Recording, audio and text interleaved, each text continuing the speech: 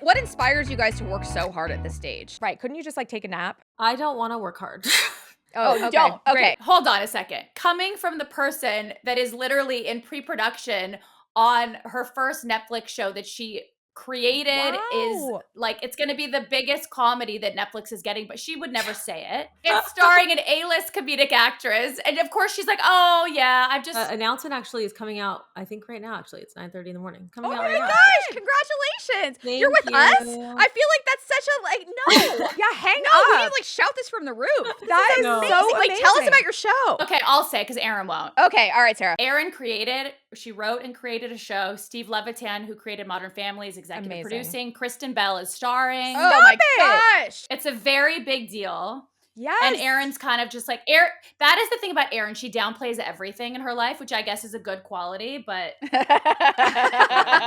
No, but the truth is that I don't actually want to be working hard. It's just that, these things keep offering themselves up, and I keep trying to not work, but it just doesn't seem to be an oh option. my God, they're offering themselves up. You can't, nobody like, listen, there's a lot of things about Erin that I don't like, but one thing I really do respect and like is that she's like, oh yeah, they just put a gun to my head. I could not write 2 sentences of something that would like make you feel something. Like being a writer is not something you can just like Totally. fall on. You don't No, just it's like, really hard. you don't just like fall into creating a television show. Yeah, you like don't. a scripted television They show. turns out they don't hand it to you. No, you they have do to not. you have to be It's actually talented. the absolute opposite of anything being handed to you. It doesn't matter who you know, what Yeah. you have. It doesn't matter. It doesn't matter. It's it's true. only pure hard work and talent. Sarah's a producer on the show. She's a very good producer. She's good at all the things that I am very bad at, which is many things. Oh, that's the article. Oh, great. It's out. It's called Shiksa. Kristen Bell. She is going to be the Shiksa.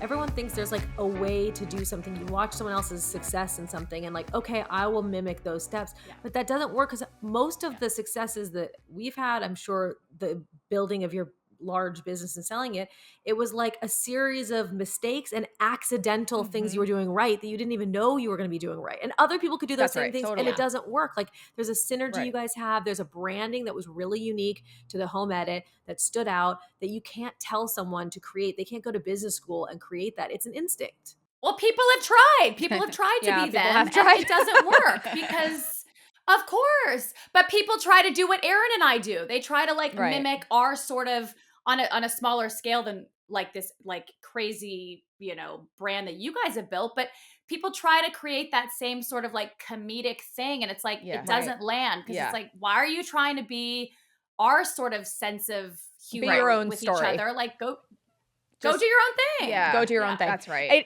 It's true. And sometimes it makes me kind of like giggle that there's so many people who are like, oh, I see a business model here of like 2 friends who come together who have like a relationship that's kind of sister-like and blah, blah, blah. And it's like, Joanna and I are not like the beacon of hope. No. Okay. Like We are not. somehow No. look to someone else Yeah. because Joanna and I didn't even Google each other when we first met. And we just were like, handshake, like, let's go into It business. was instinct too, though, which I think is Yeah. interesting that you guys say that too, because that is, we both moved to Nashville sight unseen on instinct. We went into business the day we met On on instinct. instinct, so I do think there is something to that maybe. Right. Just don't do as we do. Yeah, right, But right. like, We're not here to offer No, business but you advice. can't recreate this chemistry. You can't recreate it. And I think anytime you're ever looking at what someone else is doing and thinking that that should be dictating what you should do next, I think that that's a wrong move because, we can look at other people, other duos. We could look at somebody else who's doing something great and try to mimic it and it wouldn't work. And they might not be able to do the thing that we are mimicking. It has to be genuine. And you guys know that, like, you can't, it's the same as a relationship. You can't fake your way through this thing. You can't fake liking each other. You can't fake working well together. You can't fake it being a natural instinct. When you guys started this concept of like organization porn, that people were like, oh my God, I'm like turned on seeing that closet getting organized. Like that was something you tapped into. It was natural for you guys, and someone else trying that, it wouldn't necessarily feel the same. So it's such a reminder to everyone that you guys probably didn't think when you were 19 years old, like, oh, I'm going to have a huge organization. Maybe you did, but I doubt you did. No. Right? Definitely not. No. We never saw ourselves doing the things that we're doing. So it's just a reminder to like pay attention to the thing that you're good at, that you care about, that feels unique to you, and go do that really well.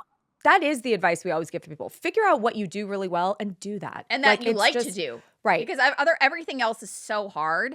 So it's like, why swim upstream? You know, just pay attention to what you naturally like to do. And we also remind people that Joanna and I started this company in our mid-30s. Yes, so you're can never always too pivot. old. You can, well, let's just say pivot. I don't know if we want to call each other old. No, Are we I calling said each you're other never old? you're never too old. I'm not old. You're not old. Okay, all right. I'm never too old. Joanna, you want All to right, ask the next one? who's better at keeping a secret? Sarah. By far. Don't tell Erin anything.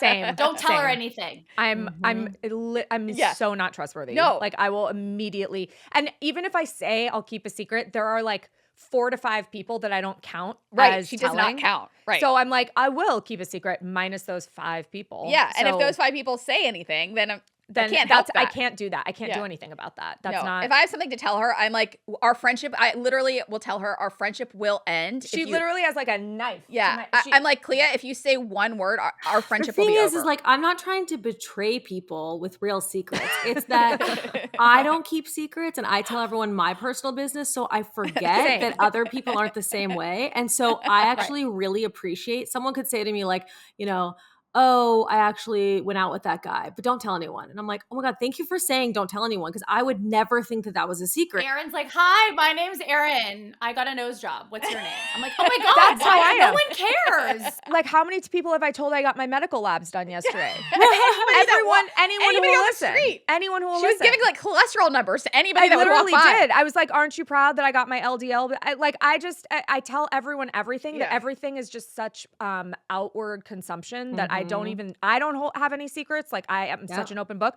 that people have started ending their text messages to me. This is my mother actually, not for social media. Like I'm not trustworthy. It's just that I think everything should be Exactly. out loud. Exactly. I have no filter I mean, at all. she also tells people I got a boob job. I'm like, keep your shit to yourself. Well, that one's a What in the little, heck? that one's a little hard for you to hide. That one's a little obvious. What? That is not true. I think that there's something in just saying it out loud and being honest about it. And then it's like I clearly have no shame about it. You know, like just like let's get it out there. I think when you have secrets that you're sitting on that are silly secrets, a nose job, a boob job, whatever the thing is, if you're sitting on it, Well, I have breastfed to, for 2 years, okay?